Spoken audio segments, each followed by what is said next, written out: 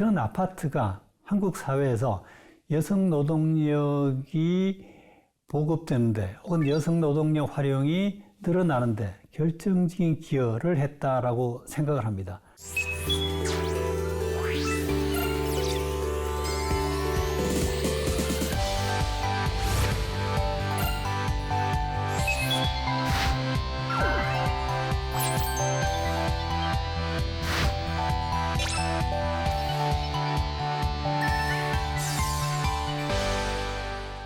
한번 다음으로 공유해 볼 주제는 아파트와 양성평등, 가족 민주화 주제입니다.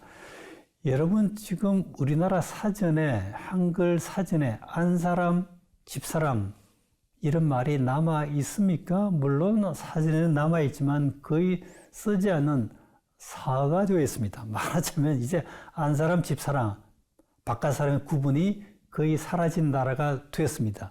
왜 그랬을까요? 옛날에 단독주택에 살 때는 누군가 집을 지켜야 됩니다.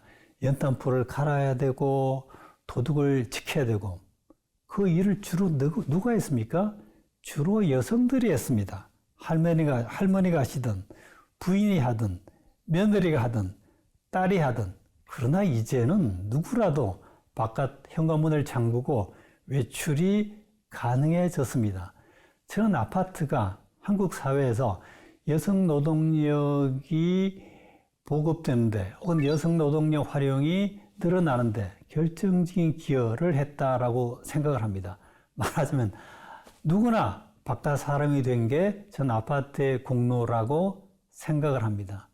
사실 아파트가 여성들의 지위를 상대적으로 높인 측면이 많습니다.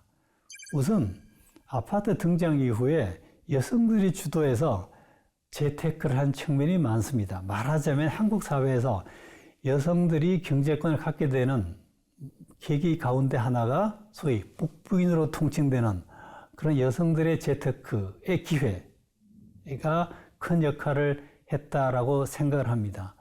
또 한 가지 어떤 여성들의 지위 향상을 우리가 알 수 있는 어떤 가시적인 모습은 아파트 내에서, 주택 내에서 부엌의 어떤 지위 상승입니다. 옛날에 초가집 때 혹은 한옥 때는 부엌, 여성들의 공간이었던 부엌이 다른 평면보다 한 칸 낮았습니다. 아궁이 때문에. 그러나 지금은 점점 더 부엌이 아파트에서는 주택의 중심으로 들어와 있습니다.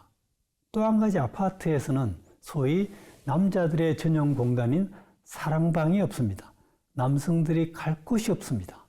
그래서 저는 아파트 공급 이후에 그래도 우리나라에서 여성들의 역할이 물론 아직도 갈 길이 멀지만 과거에 비해서는 아파트의 보급과 더불어서 여성들의 지위가 상대적으로 높아졌다라고 저는 생각을 합니다.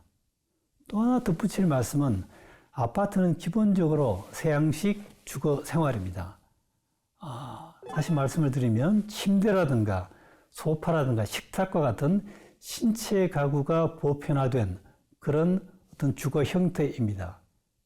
전통적으로 한옥이라든가 초가집을 생각해 보시면 이부자리 정돈, 밥상 들고 다니기, 방석 준비 이는 주로 여성들의 몫이었습니다. 할머니들이, 부인이, 며느리가, 딸이 이불을 잠잘 시간이 되면 이불과 요를 펴고 식사 시간이 되면 여성들이 밥상을 들고 다녀야 되고 손님이 오면 방석 준비를 그분들이 해야 됐습니다. 그러나 신체 가구의 보급과 더불어서 이제는 시아버지라도 졸리면 자기 발로 침대에 올라가야 됩니다. 시아버지라도 남편이라도 배고프면 자기 발로 부엌에 있는 식탁으로 와야 됩니다. TV를 보려면 여성이 깔아주는 방석 위에 앉는 것이 아니라 소파에 제 발로 와야 됩니다.